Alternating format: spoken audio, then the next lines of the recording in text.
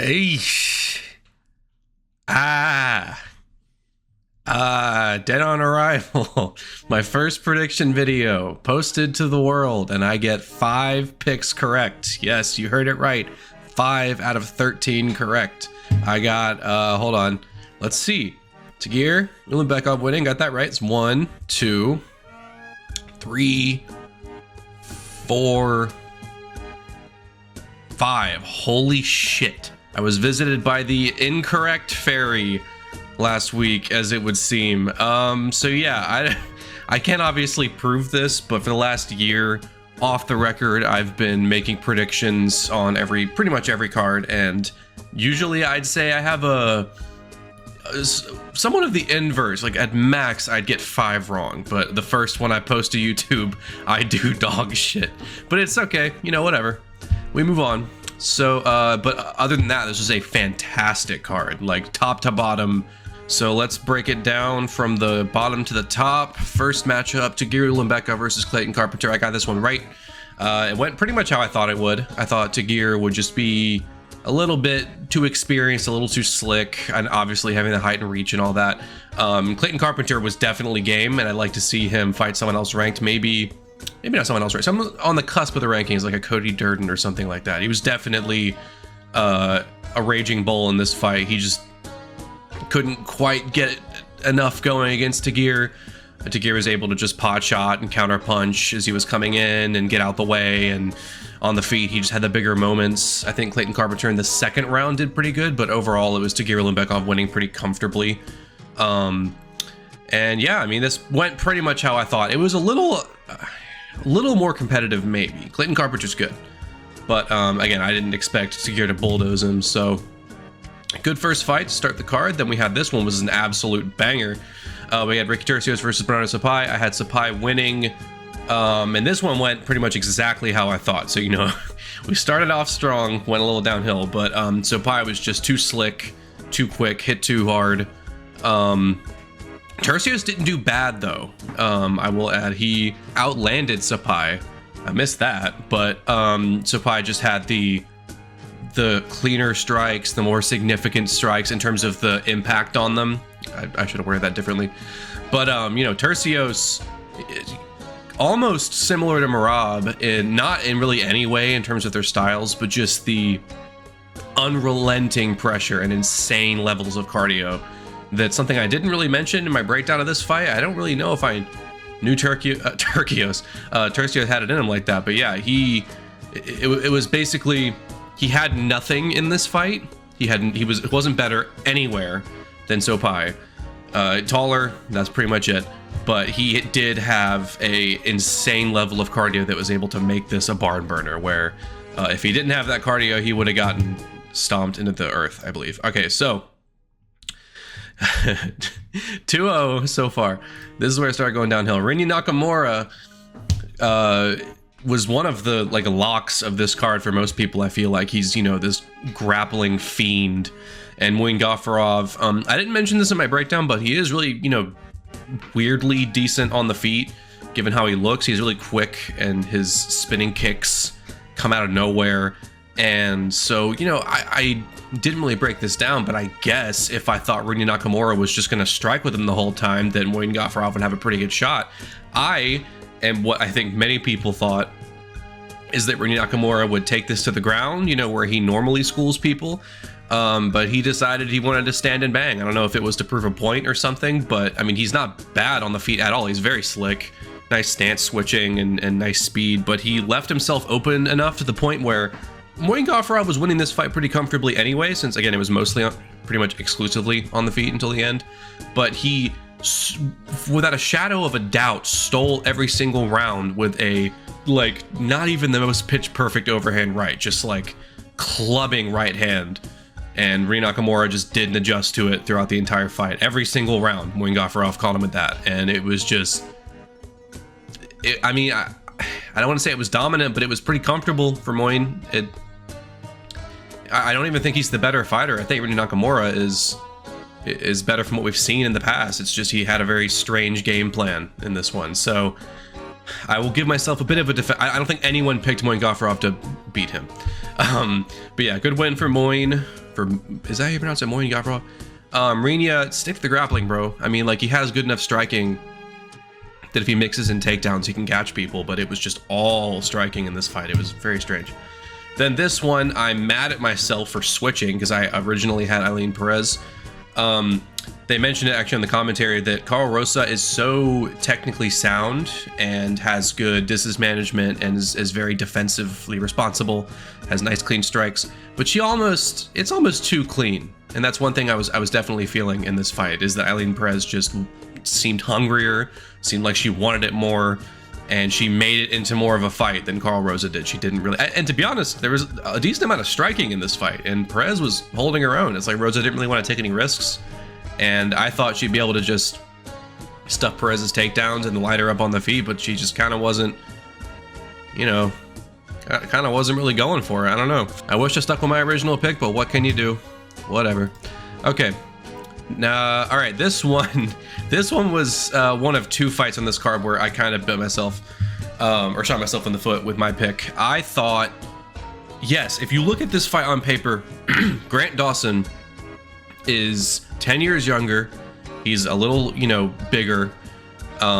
He has his own momentum that he's riding. He's on the same amount of wins as Diego Ferreira is, or was before this fight. And he looked really good in his last one, and he has some of the best grappling in the division. His striking is getting better. So just, yes, he's skillful and athletic and young enough that I probably should have picked him to be Diego Ferreira, but Ferreira just coming off of knocking out knocking out Michael Johnson stiff as a board, and then absolutely mogging Runbechki, like his best performance ever. I was thinking that he'd be able to stuff the takedowns, or even if he was taken down, he'd be able to scramble, and then on the feet, he would just light Dawson up. But Dawson, to his credit, he was all over Ferreira. Like, he was doing his regular thing. It wasn't easy for him. It was definitely his toughest fight he's had in a while, but he, you know, Ferreira made him work, but he did his thing, you know, took him down, laid on him, crawled over him like Spider-Man. That's all there was to it, really. Yeah, I mean, Ferreira's still good. He's still good. Like, he's still on the cusp of that top 15. But, yeah, Grant Dawson just too ferocious in there with the grapple fucking. Definitely, I swear Grant Dawson was number 15, like, before this card, and now he's not. But definitely, let's get maybe like a BSD fight for this guy or something like that. Someone in the from number 10 to number 15 for Diego Ferreira. Yeah, he might need a couple more wins. I know he's getting up there in age, but he can still hang it, honestly. He's like right on the cusp of being a ranked guy. He's really solid. Anyway, good win for Grant Dawson. I got this one right. I still can't click on it. What the fuck? Bogdan Guskov, I thought he would knock out Billy Elikana, but didn't. It was actually more of a grappling heavy fight than I was expecting. Billy Elikana was able to take the first round pretty damn near 10-8. There wasn't enough damage done, but he got the back of Guskov pretty quickly and was fishing for a rear naked choke for like the back half of that round, pretty much. Couldn't get it, but it would have been a crazy, you know, debut as Osman Bakoyev got himself in the very next fight. But yeah, no, Boskov, I need sleep. Bogdan Guskov was able to defend it well in the second round. He came back. Elikana slowed down, looked kind of tired, and then Guskov was able to submit him. So I thought, you know, I thought this would pretty much be a striking battle, and Guskov would club him with something. But yeah, good win. All right, then we had Zacharis versus Bakoyev. This one I feel stupid because Bakoyev is definitely better than I was thinking he was, because he made very light work of Zacharis. He took him down and fucked him up quickly 3 minutes in, and this was just a demolition job. I think this is about as good as a debut can go at last minute, pretty much. Like, not as last minute as Billy Elikana, because I want to say it was about a week before the fight that Johnny Walker had to pull out, but still, I don't know if he was in training or what, but he came in here and did his thing, and I'm interested to see what he does next. Very dangerous striker. Zacharis, what can you do? He's I don't know. I don't know why I didn't click on these. Yeah, I mean, pretty straightforward. All right. This is the one I really wanted to get to because I know this fucked up a lot of people's parlays. What the fuck? We can't be too mad because we hadn't really seen Talbot fight a grapple heavy fighter like this. And but like, dude, he was minus 1200. No one thought the 37-year-old Raoni Barcelos was going to be able to do anything to this guy. I mean, Peyton Talbot had so much aura. Maybe it was in his hair. Maybe you shouldn't have cut the hair, buddy. Anyway, I mean, yeah, he didn't get finished, but he got dominated. It looked like he didn't know what he was doing in there. He looked...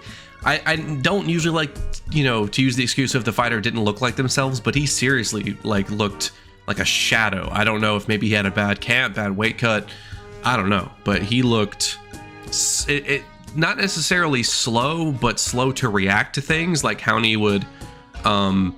feint takedowns or feint certain things, and Talbot would bite on it like almost a half second too late. Like you would think a guy as slick and fast on the feet as he is, that he'd react quicker. But yeah, he did a little better in the third round, but then made a very strange decision just to take him down and lay on him. And then there was one weird part where I forget what happened. I think Barcelos might have grabbed his shorts or grabbed his glove or something. Something occurred. It might have been his fingers in the fence, and ref stops them, stands Talbot up, and says, or he asks Talbot, "Do you want to stand or do you want your position back?" And I'm thinking, Talbot, you are 2 rounds down. You need to knock this dude out, and you have an opportunity to get him back up to the feet. And his rhythm is thrown off because the ref stepped in and all that. And Talbot decides to get back on him and go back in the guard, and it just didn't go anywhere. Like it was a very frustrating fight to watch because, I mean, I didn't have too much money on a parlay. I had a little one going, and he definitely ruined it. But it's okay. It's all right. That's not what's important. That's just for fun. But yeah, Peyton Talbot, you know, he needs to go to Dagestan for a few months. I think we got a bit of a Kevin Holland situation here. So yeah, Raoni Barcelos, good work. Did everything he needed to. I thought people booing him, it was a little silly. I mean, what'd you expect? Why would he stand with Peyton Talbot? Why would anyone do that unless they're as good as he is? So yeah, being realistic, that's all Barcelos could have done, but what can you do? All right, next one. Speaking of which, Kevin Holland. Now this one, I was just a straight up baboon picking him. I don't know what I was thinking.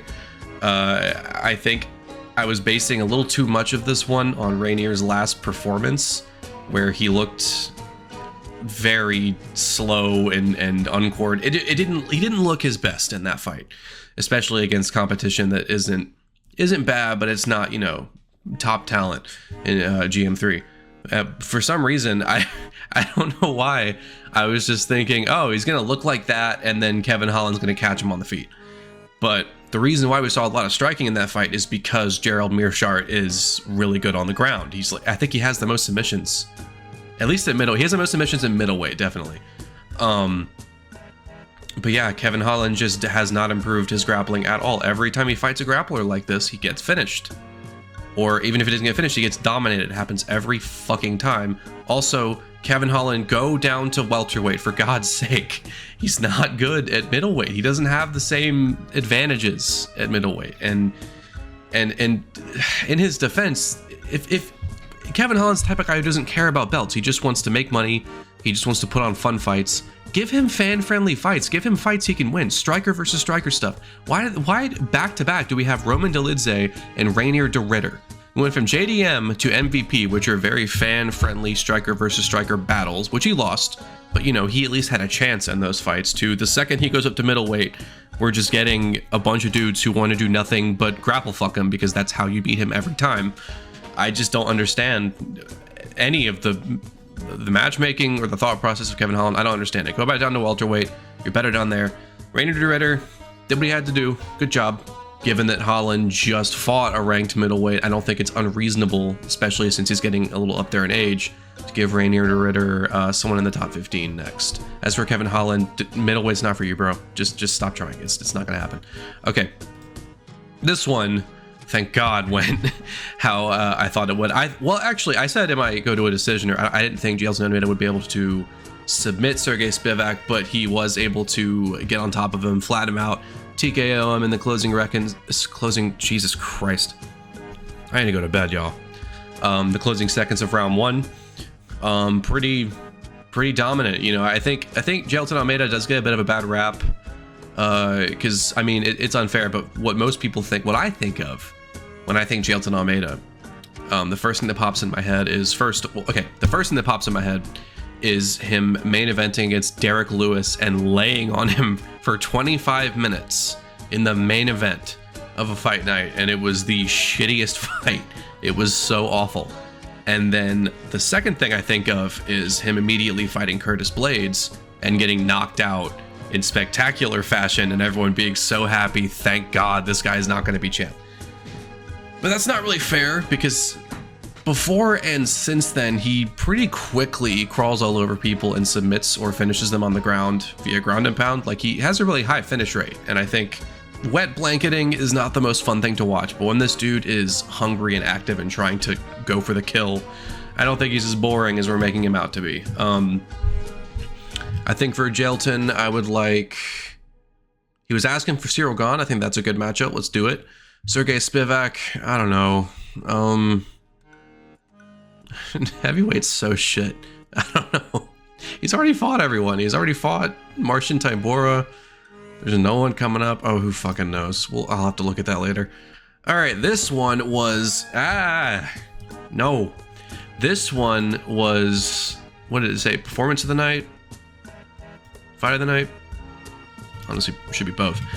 This one, not that shocking. I got it wrong. I thought Jamal Hill was going to be a little too technical, a little too slick for Yuri Prochazka's weirdness to catch him with something, but nope. Yuri Prochazka came in and put on the best performance of his career against a game opponent. This was a barn burner of a fight, and Yuri did his fucking thing.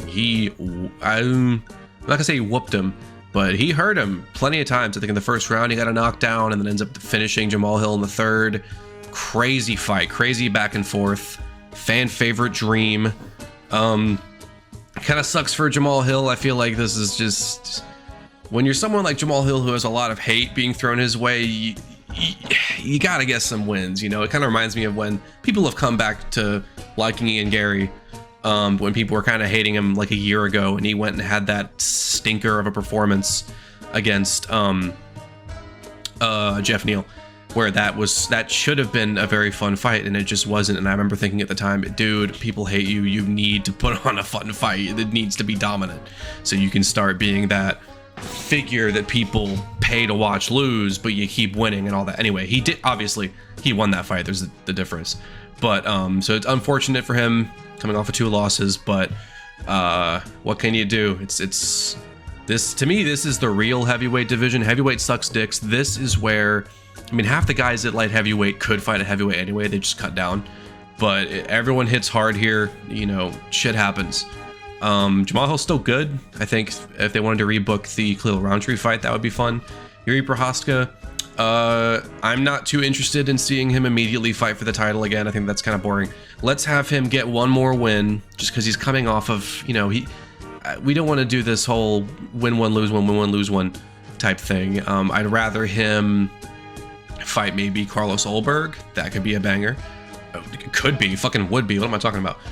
Yeah, I don't quite want to see him in the title picture just yet.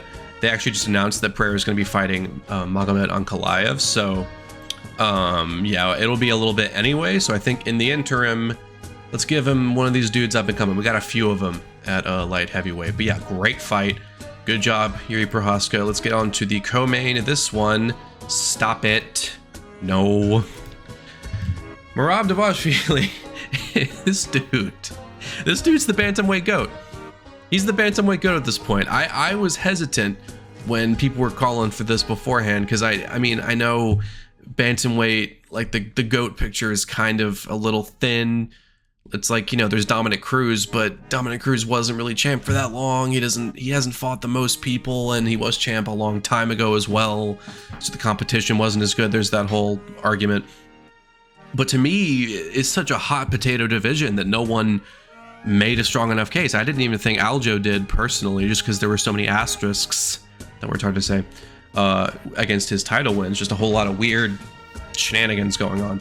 But Merab Dvalishvili win over just the last few: Jose Aldo, Petr Yan, Henry Cejudo, Sean O'Malley. Now Umar Nurmagomedov undefeated, fucking everyone up, fucked up Corey Sandhagen.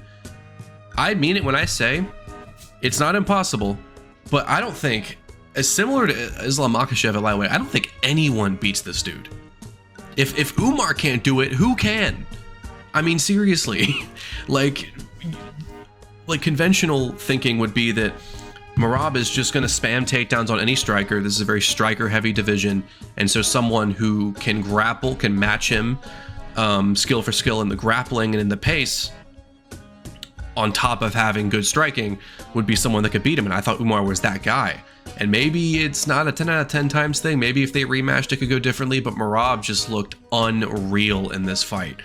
And a lot of it was standing too. He just dominated everything. It was nothing. Like, who would have thought that? Who would have thought? Undefeated Umar Nurmagomedov coming off of nothing but dominance. There was no indication that he wasn't going to win this fight to me. I was pretty confident in this pick, and I think most people picked Umar. But yeah, good job, Merab, man. Who do you even give him next? You could give him the Petr Yan rematch, or are we really clamoring for that, though? I mean, we know what happened the first time, and Merab looks better now than he did then. So does Petr, to be fair. Maybe if Pantoja wanted to go up for double champ status, he could fight Merab. That could be interesting. That'd actually be a really cool fight. But in bantamweight, I guess Petr Yan. But again, because he has the, I think, 3 wins. I should be looking this shit up before I start recording. This is stupid.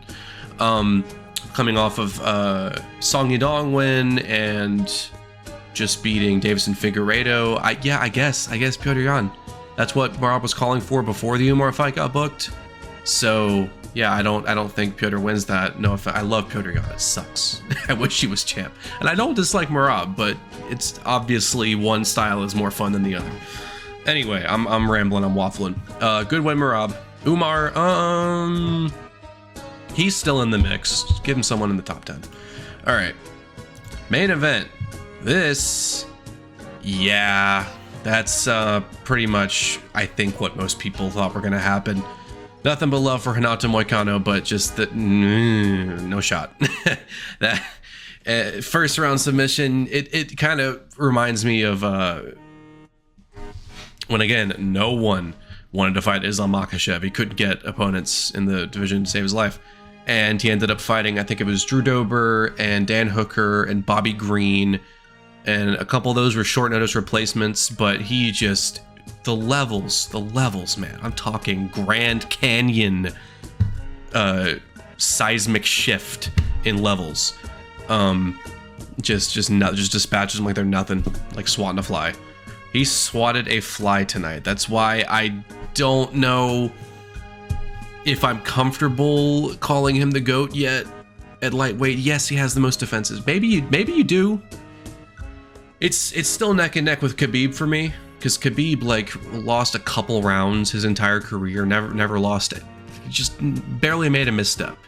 I think if Merab had beat Arman, we could consider him the GOAT, because Arman definitely is that guy who would make this fight competitive. But, no disrespect to Moicano, but coming up on short notice, just not really being good enough, ranked number 10.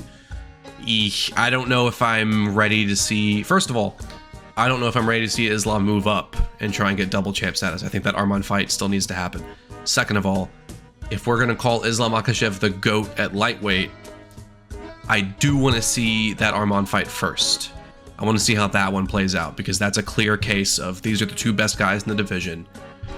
It would be a shame if they didn't fight. I think it would be a crime if they didn't fight. They need to make that fight. So yeah, Islam Makhachev is a beast. Awesome champion. Most title defenses at lightweight in history. Just broke it with this one.